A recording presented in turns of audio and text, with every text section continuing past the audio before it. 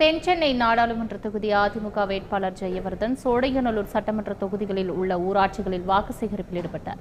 கோவிலம்பாக்கம் பகுதிக்கு சென்றபோது ஹைட்ராலிக் லிப்டில் இருந்து மலர்களை கொட்டியும் சாலையின் இருபுறத்திலும் பெண்கள் மலர்களை தூவியும் உற்சாக வரவேற்பு அளித்தனர். சுமார் 500 கிலோ எடையுள்ள அண்ணாச்சி ஆரஞ்சு படங்கள் அடங்கிய மாலையை கிரேன் மூலம் அணிவித்தனர். மேலும் ஜெயவர்தனுக்கு தலையில் கிரீடம் அணிவித்து கோவிலில் சிறப்பு பூஜை செய்து கலசத்தை வழங்கியும் கௌரவித்தனர்.